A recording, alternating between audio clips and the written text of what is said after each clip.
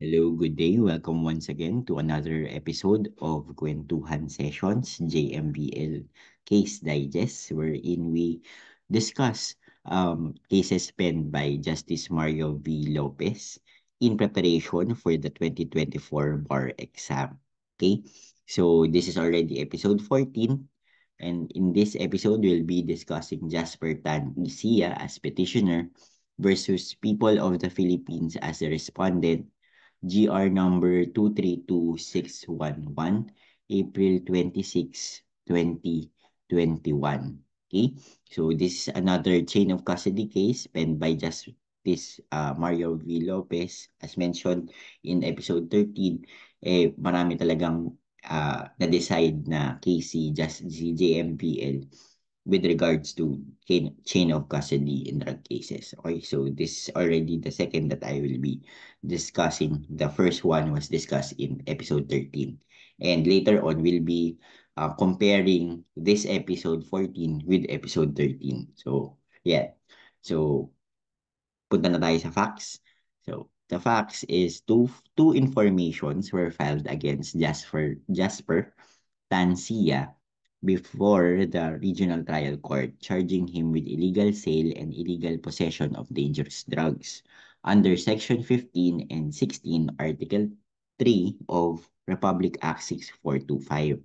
So as you can see, the law used here is RA 6425. Why? Dahil sa dates, okay? Kasi at this time, magiging effective, okay, or magiging effective pa lang yung when the crime was committed, magiging effective pa lang yung 9165. Okay? So, tingnan natin kailan ba nangyari to. On arraignment, Jasper pleaded not guilty to the crimes charged and trial ensued. The prosecution witnesses testified that they have been conducting surveillance operation against Jasper beginning last week of May 2002. So, noong May 2002 pa lang, nakikita na nila to si Jasper, may ginagawa ng mga transaksyon. Okay? On June 21, 2002, the police officers applied for a search warrant with Judge Justolia of the MTCC Branch 2. The next day, June 22, 2002, the police officers gave two 100 peso bill to the posure buyer who transacted with Jasper at the gate of the latter's house. So dahil meron na silang search warrant, kinasa na nila at ginawa na nila yung bypass operation on June 22, 2002, having the marked money, which is two 100 peso bills, so 200 pesos actually, to the posure buyer. Okay? Here, as you can see or observe, there was no mention that the posure buyer is the police officer or the arresting person, or arresting officer himself. Okay, sinabi lang dito, may posure buyer. Okay, this is um, vital later on in Justice Mario V. Lopez ruling as we would discuss. Okay, so the bypass operation was successful, so they handcuffed Jasper and served him a search warrant dated June 21, 2002. Thereafter, they searched Jasper's room in the presence of Barangay Captain Emerenciana Velasco. Okay? So, nagkaroon ng bypass, hulihan, agad nagkaroon na ng pag-aresto kay Jasper. So, habang naka-aresto siya, sinesearch na nila yung room since meron naman din silang search warrant. Okay? And in the search, uh, the police officers were, so the search was witnessed by Barangay Captain Emerenciana Velasco. Okay? Records were marked, recovered from the operations were the marked money, which is the two 100 peso bills, which is equivalent to 200 pesos, drug paraphernalia, white crystalline substance inside a 6 big plastic sachet and 2 small plastic sachet found on a table and on top of Jasper's cabinet, okay, inside his room. Okay, the sachet with crystalline substance were delivered to the crime laboratory for examination and all tested positive for shabu. Okay? So, of course, since Jasper pleaded not guilty, okay, his defense was just that the search warrant uh, is invalid because it does not have specific description of the house and its premises. Okay? So, inaatake niya yung search warrant. Furthermore, he asserts that the search was invalid because he was already arrested in his movement and his movement was restricted when the search was conducted. So, yun nga kasi nagkaroon ng bypass operation, pinusasan na agad siya, tapos saka nagkaroon ng search. Okay? So, his right to witness the search was violated. Okay? Jasper likewise argued that the prosecution did not comply with the rule of chain of custody. In sum, he posits that seized drugs are not admissible as evidence in the bypass operation as well as his arrests were illegal. Okay? So, ang kung mapapansin niyo 2002 yung case, 'di ba? Tapos kailan to na decide ng court April 26, 2021. Okay? So medyo tumagal yung kaso kasi yung RTC nakapag-decide lang no February 2015 tapos umangat sa CA 2017 tapos saka umangat sa or na-decide ng Supreme Court 2021. So medyo nagtagal yung kaso, 'di ba? Pero yun nga, kung makikita nga din, yung law na ginamit is RA 6425, not the, mamaya may nakalagay naman na or 9165. Kasi yung 9165 was effective June 22, 2002. Saktong date kung kailan nagkaroon ng bypass. Okay? So, medyo tinimingan ng mga police. Okay? So, let's go to the issues. Number one, whether or not the bypass operations was valid. Number two, whether or not the chain of custody was broken. And number three, whether the search and seizure was valid. So, these were all coming from the contentions given by Jasper, okay, are accused. So, the court ruled through Justice Mario V. Lopez on the first issue, whether or not the bypass operation was valid. The court said, Justice Mario V. Lopez said that no, the bypass operation was not, okay, was not valid. JMBL said, to determine the validity of a bypass operation, the court has consistently applied the objective test. In Bipol versus Doria, the court explained the objective test. So, Justice Mario V. Lopez citing People versus Doria. Okay? Under that case, it said that it requires the details of the purported transaction during the bypass operation to be clearly and adequately shown, i.e. the initial contact between the pusher buyer and the pusher, the offer to purchase the drug, and the promise or payment of the consideration. Payment using the bypass mark or mark money up to the consummation of the sale by the delivery of the illegal drug of the illegal drug subject of the sale, whether to the informant alone or to the police officers. Okay, it was observed by JMVL that these details were lacking. Okay? So sabi dito, all these details must be subject of strict scrutiny by courts to ensure that citizens are not unlawfully induced to commit an offense. Okay? The objective test requires the prosecution to paint a clear picture of how the initial contact between the buyer and the pusher was made. It is not enough to show that there was an exchange of money and illegal drugs. The details that led to such exchange must be clearly and adequately accounted for, failing in which will certainly cast a doubt on the veracity of the whole bypass operation. On this note, the guilt of Jasper as to the illegal sale of dangerous drug is already doubtful. So as mentioned earlier, nga na-observe na ni Justice Mario V. Lopez, 'di ba kung makikita niyo sa facts, hindi ko yun kinompres ha. Talagang coming from the full text as I always do, copy-paste yun.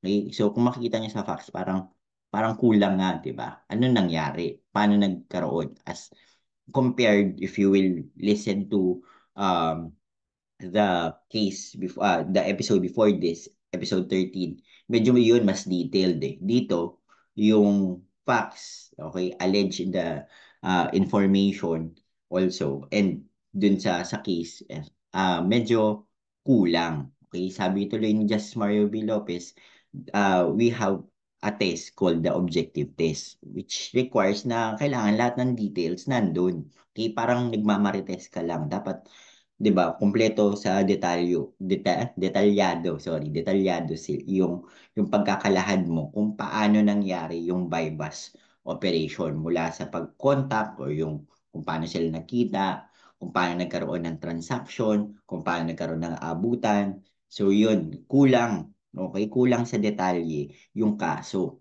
Okay? Here, the prosecution failed to clearly establish the details of the purported sale. So, yun na nga sinasabi ko, di ba? Nothing in the record shows the initial contact between pursuer buyer and the seller and the manner by which initial contact was made. Okay? Bakit nga ba kailangan malaman kung paano nagkaroon ng initial contact? Okay? Kasi, di ba, punta naman tayo sa criminal law. Di ba, meron tayong tawag na instigation versus entrapment. So, yun yung um, iniiwasan ng court dito. Paano ba nagkaroon ng entrapment, which is the legal, uh, compared to the, or baka mamaya instigation to, which is invalid, di ba? Kasi di ba pag instigation, from the root word instigate, ikaw yung, kumbaga, ng suhol or ng seduce kumbaga na magbenta siya, 'di ba? So as compared to entrapment yung talagang pusher yung nagbigay or voluntary nagkaroon ng transaction. Yun yung hinahanap ni Justice Mario V. Lopez dito. Okay? Kaya niya hinahanap yung initial contact. Okay? Yung detalye kung paano ba nagkaroon ng transaction. Okay? Yun yung isa sa kinakailangan sa hinahanap niyang objective test which was cited in People versus Doria. Okay? Sabi pa dito ni Justice Mario V. Lopez, the offer to buy, the willingness to sell, and the agreed purchase price were not satisfactorily shown, sorry. Okay? So hindi nga nakita or hindi na narrate dun sa kaso dun sa kaso on the our regional trial court pa lang hindi na nasabi yung mga facts na ito. So nakukulangan si Justice Mario V. Lopez and that insufficiency of information okay did not comply with the objective test. Okay?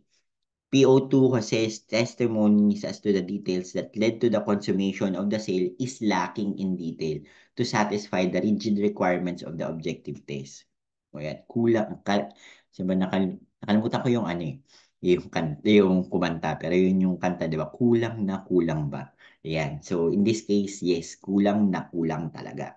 So, what is more, okay, na-observe dito ni Justice Mario V. Lopez, kasi if you will read in full text, 20 pages long siya. Pero pinahaba kasi na humaba lang yun, 20 pages kasi nakalagay doon yung transcript ng testimonies ni PO2 Jose. Okay? So digested, sabi ni Justice Mario V. Lopez, what is more, considering that PO2 Jose admitted that it was the confidential informant who transacted with Jasper and he was not privy to the entire transaction. Okay? Nung time na nililitis to sa regional trial court, ang ang witness on the witness stand is PO2 Jose. However, okay, dun sa transcript, okay, sa TSN or yung testimony ni PO2 Jose, malalaman or nalaman na hindi pala si PO2 Jose yung for sure buyer mismo, okay, which is yung informant. Okay, if you will read this in full text, makikita nyo na binigay lang nila yung, as yun nga, yung ninote ko kanina while reciting the facts, binigay lang nila yung pera dun kay sure buyer, which is yung confidential informant pala.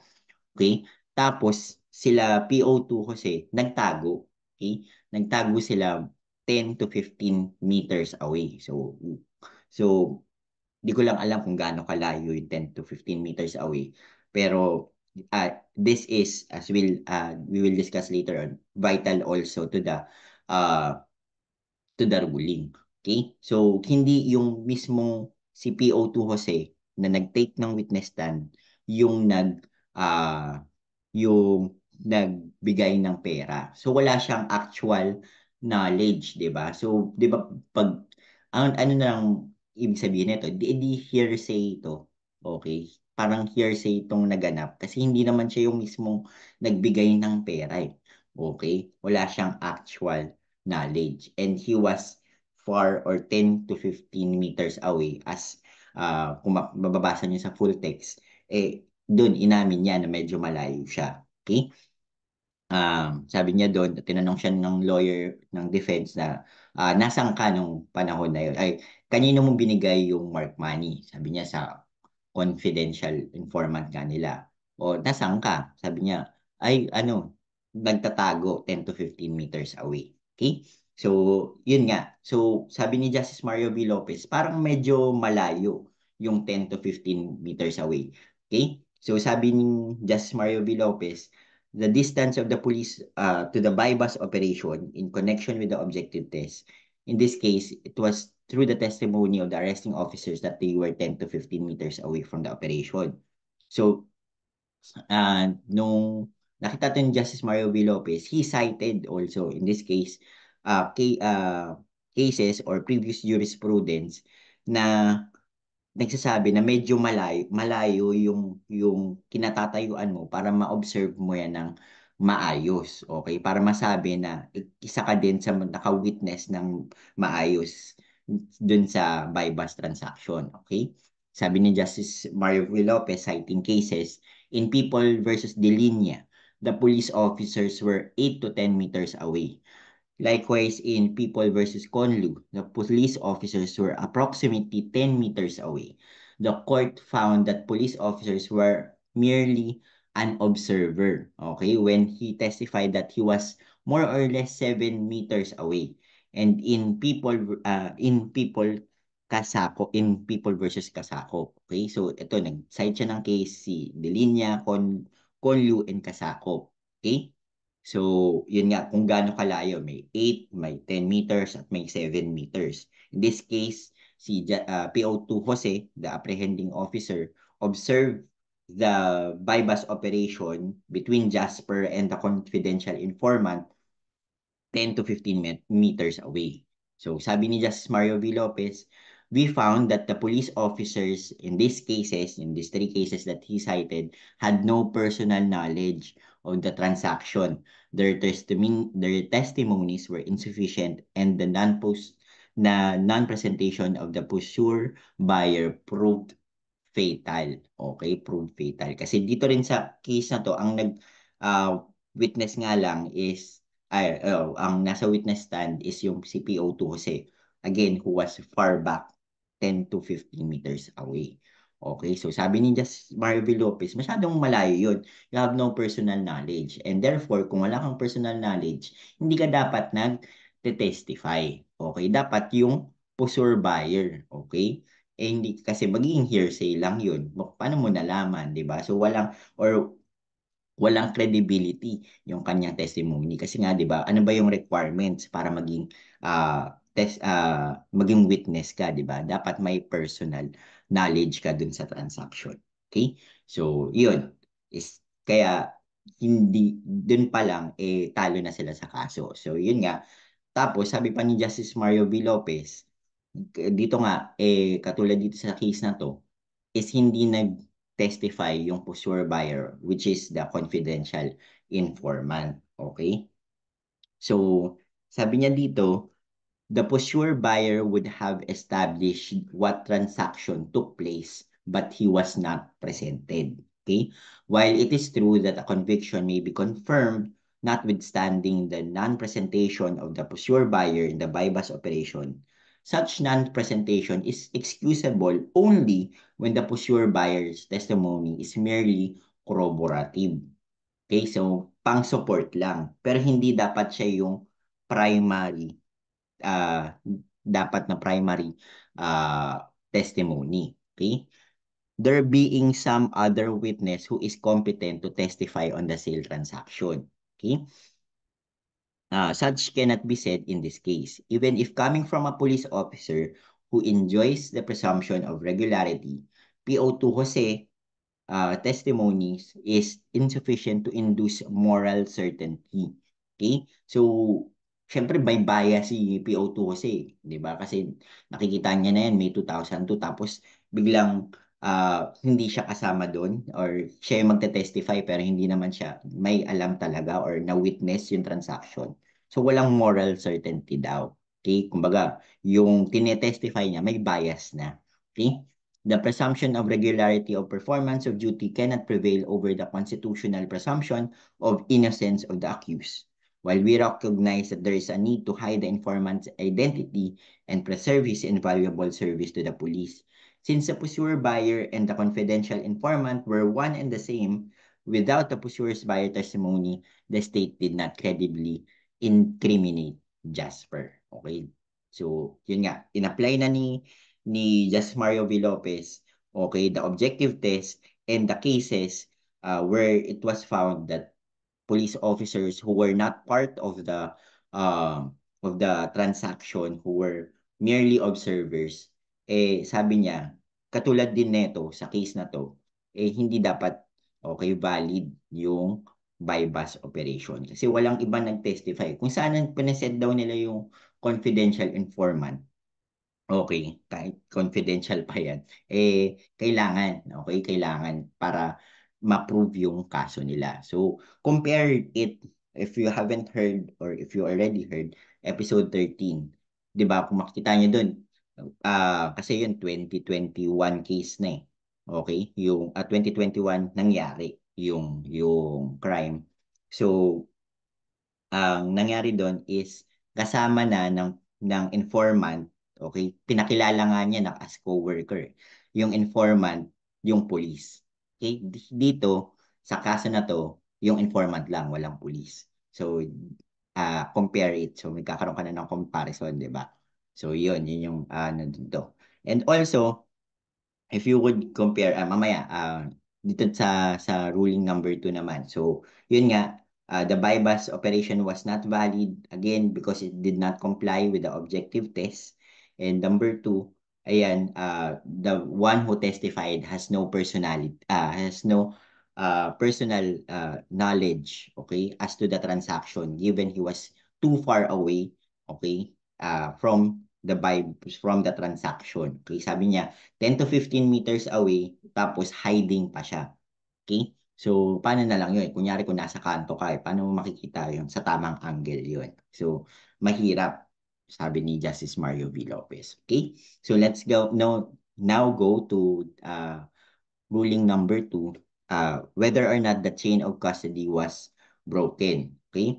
So, dito, yung number 1, this is um, to rule or for the illegal sale of drugs. Kung meron mang kung nagkaroon ba ng transaction talaga. So sabi ni Justice Mario V. Lopez, wala nga. Meron din possession, di ba? Illegal sale and illegal possession. So dito na papasok yung issue number 2. Sabi niya, yung issue number 2, which is whether or not the chain of custody was broken. So here, the Justice Mario V. Lopez said that the chain of custody was broken. Okay? Okay, the chain of custody was broken. So, dapat unbroken yan, di ba? Para maging sufficient, okay? Or magkaroon ng kaso against the accused. But in this case, it was broken. Okay? Justice Mario V. Lopez said, the identity of the seized drug is established by showing the duly recorded authorized movements and custody of seized drugs from the time the seizure of or confiscation to receipt by the investigating officer, then turned over to the forensic laboratory for presentation in the court. So, yun yung chain of custody, di ba? Mula dun sa seizure, marking, um, turnover to the investigating officer, and then turnover from investigating officer to the forensic lab, kailangan merong recording, okay, and um, ma-identify na kung ano yung drug na na-seize, eh yun pa din yung drug na i-represent, okay, or yung evidence na i-represent sa court, okay? In this case, hindi nangyari yun, okay? So, the preservation of the chain of custody applies regardless of whether the prosecution is brought for a violation of RA 6425 or RA 9165, which always starts in the marking of the articles immediately upon seizure. The marking served to separate the marked articles from the corpus from all other similar or related articles from the time of the seizure until disposal, thereby obviating the hazards of switching and planting or contamination of the evidence. Okay? So bakit nga ba importante? So dito, ina-emphasize ni Justice Mario V. Lopez na bakit importante yung pagkakaroon ng marking and bakit importante yung chain of custody. Okay?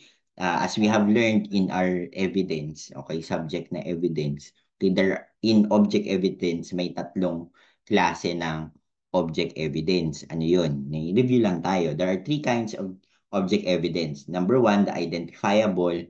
Number two, the one made identifiable. And number three, the not identifiable. Of the three, the not identifiable is the hardest one to prove. In order to authenticate that chain of custody the chain of custody rule must be established. I'm reading from a reviewer that I use in my evidence class. Okay. Yun. So, sinasabi dito, bakit not identifiable yung shabu? Eh kasi white crystalline substance nga lang yun, di ba? So, in its face, okay, hindi mo masasabi na, ay, ito yung, walang markings or indication in its face pa lang. Or kung makikita mo, wala, okay? Or pwede itong mapalitan, pwede itong madagdagan, matamper, and yun nga, pwede nga plantahan. Yun nga yung sinasabi natin, nung sinabi ng prof ko, di ko to sinabi, na may mga pulis kasi na, yun nga, graduate ng agriculture, nung mga panahon dati, is mahilig silang magtanim. Kaya graduate daw sila ng agriculture.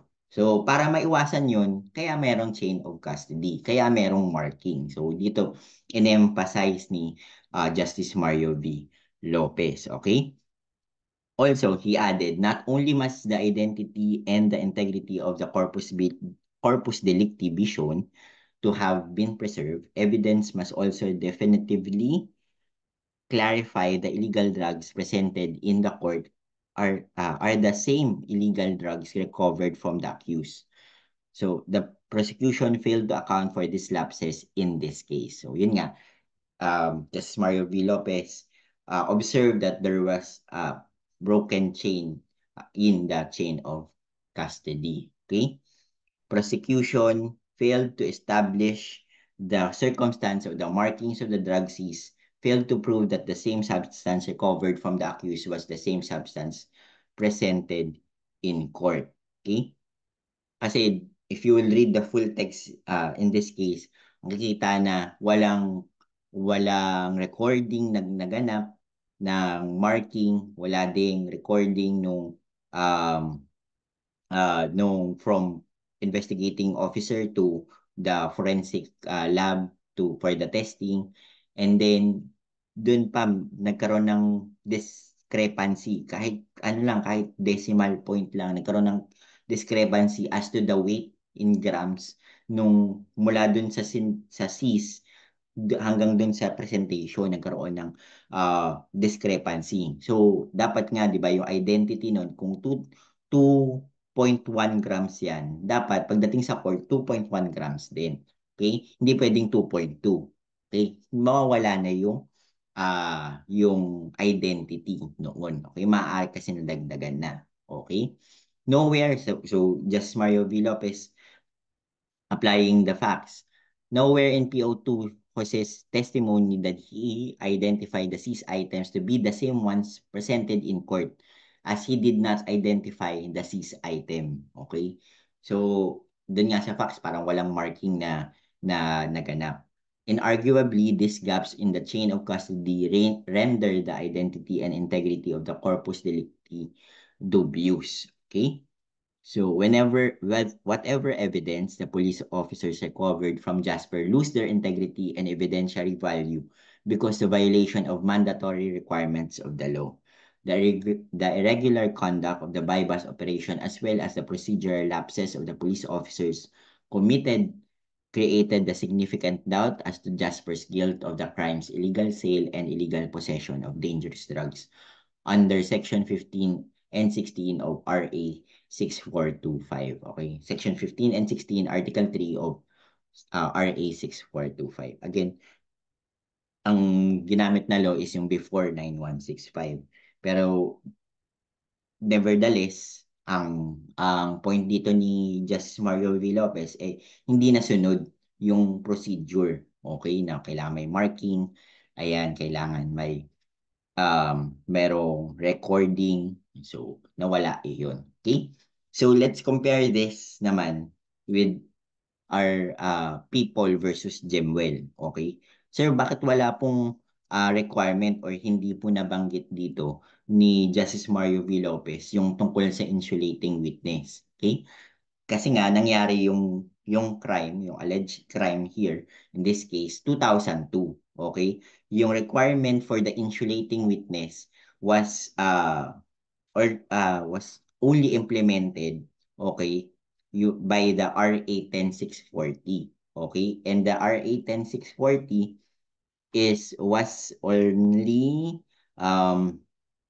mas only effective July, okay, 14 2014, July 15, 2014, okay? July 15, 2014. So, kaya wala pang requirements for the insulating witness.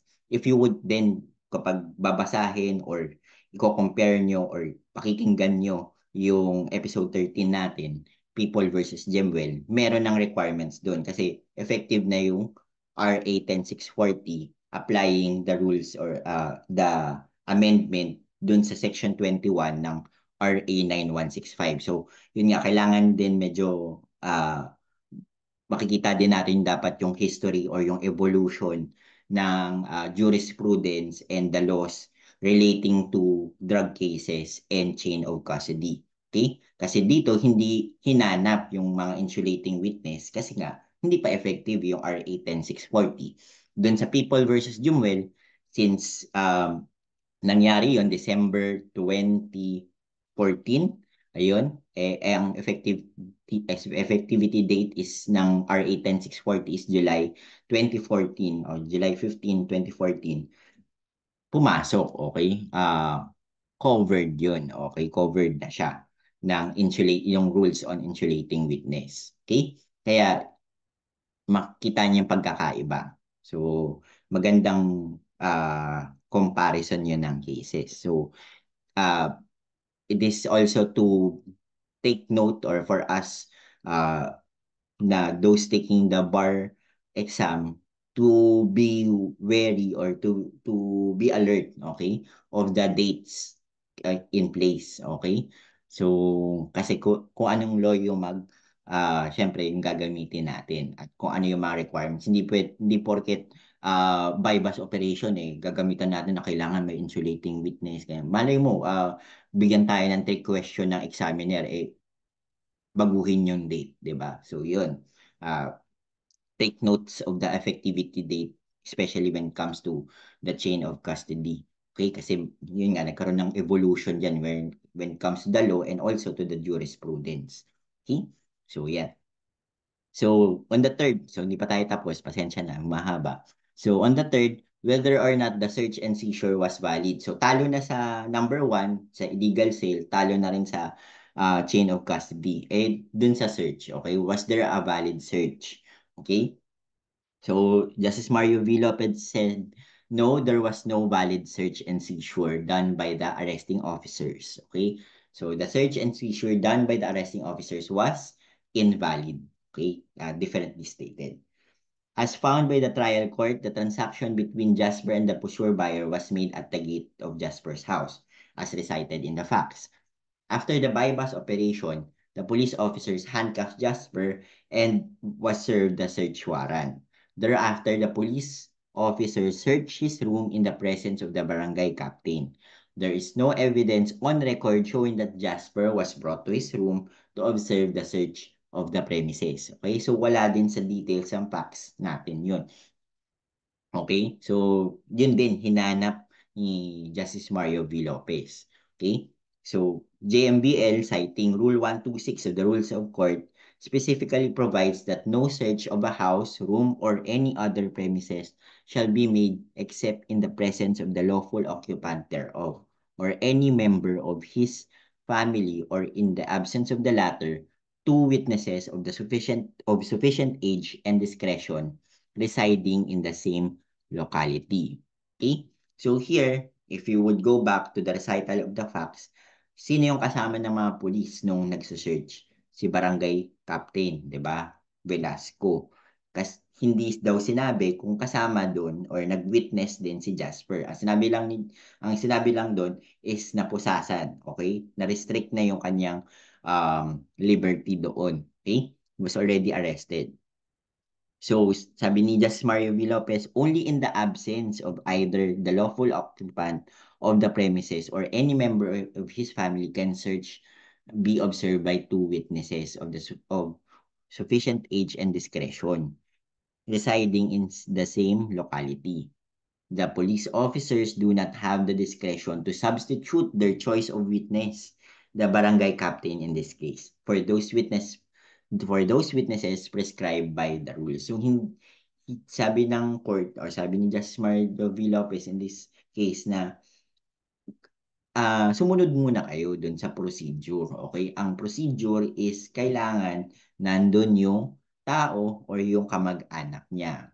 Only then, kapag wala sila, only then na pwede niyong lagyan or maglagay ng other witness. Yung two witnesses of sufficient age and discretion residing in the same locality. In this case naman, nabigyan ng option sila apprehending officer, okay? Hindi nila, binaliwala nila yung rule, okay? Kala nila or yung rule, okay? So, hindi. Ang kailangan is yung presence ng accused or yung presence ng lawful occupant, I mean, or yung representative niya, family member as a representative. Only then, kapag wala sila, yung pwedeng ilagay yung two witnesses. Okay? In this case, hindi nga two witness eh. Okay? Hindi nga two witnesses eh. Dahil si barangay captain lang. Okay? Sabi dun sa FAP, siya lang yung nag-witness. Okay? Failure to comply with the safeguards provided by law in implementing the search warrant makes the search unreasonable. Thus, the exclusionary rule applies, okay? i.e., any evidence obtained in violation of the constitutional mandate is inadmissible in any proceedings for any purpose. We emphasize that the exclusionary rule ensures that fundamental rights to one person's house, papers, and effects are not likely infringed upon and are upheld. Okay, so kaya nga nandiyan sa constitution nilagay yun, di ba? So ganun siya kataas. Okay, that right, okay, against invalid searches and seizure. Okay? So hindi dapat binabaliwala. Okay? So yun yung sinasabi ni Justice Mario V. Lopez. This requirement is intended to guarantee that implementing officers will not act arbitrarily, which will result to the desecration of the right enshrined in our Constitution. Also, the violation of this rule is in fact punishable under Article 130 of the Revised Penal Code. So, ang nangyari pa, nagkaroon ng kaso yung mga pulis. Kasi under Article 130 of the Revised Penal Code, kapag hindi mo sinunod yung procedures as to serving the search warrant, meron kang penalty doon. Okay? Under Article 130 which says, tingnan natin. Tenen. Okay. Article 130 says that, tignan natin. Ayan, mahaba yung case eh. Hmm. Yun. Article 130, searching the domicile without witnesses, penalty of arresto mayor in its medium and maximum period shall be imposed upon a public officer or employee, which includes, siyempre, yung mga apprehending officers and those na kasama dun sa search. Okay? So, in the end, ang nagkakaso pa ay yung mga police officer. And in the end, na-acquit itong si Jasper Tancia. Okay? So, to sum it up, okay, in this case, Jasper Tan versus People of the Philippines, Justice Mario V. Lopez, again, applied the objective test. The objective test telling us na kailangan the details, okay, as to the, uh, it requires that the prosecution paint a clear picture on how the initial contact between the buyer and the pusher was made. Kaya kailangan lahat ng detalyean doon. Okay? From the initial contact, from the bigayan ng mark money, lahat ng detalye dapat naka-allege doon sa information. Okay? So, hindi pwedeng may mawawalang detalye. Number two, the chain of custody, of course, must always be complied with. Okay? Kaya sila nga na-acquit. And the search, okay, to be valid should be under Rule 126, witnessed by the lawful occupant or its family members. Pag wala, okay, yung mga primary, doon tayo sa secondary. Okay? That is the only time we go to the secondary, which is two witnesses of sufficient age and discretion residing in the same locality. Okay? So, again, I hope you appreciate the this case and how we compare this to the other case that we discussed, Gemwell, People versus Gemwell, okay, which we discussed in episode 13, how the law was applied, how the chain of custody, how uh, the difference in the law in RA 9165 and the difference of the application of RA 10640 in the other case. Okay? So, yan, magandang case study talaga to. So, hopefully na-appreciate nyo yung discussion po natin. Again, if you would still like to enjoy yan, having free audio case digest and listening to this kind of cases penned by Justice Mario V. Lopez and this kind of discussion, um, subscribe lang po kayo, share nyo to sa mga kakilala nyo and ask them to subscribe because yun nga ang usapan natin is kada 50 na madadagdag sa subscribers magdadagdag tayo ng 2 episodes, okay? But also I do suggest number one is to read the full text pa rin. Okay, mas magandang nababasa mo muna. Tapos saka natin dinidiscuss. Mas tumatatak. Okay? And then, kung hindi talaga kaya ng full text, ayan, meron po tayong sui generis case digest, which is kapag nag-purchase kayo nun, you will have additional 60, okay, na cases, okay, na pen ni Justice Mario V. Lopez and some other cases kung kakayanin pa. Tingnan natin, okay, na landmark.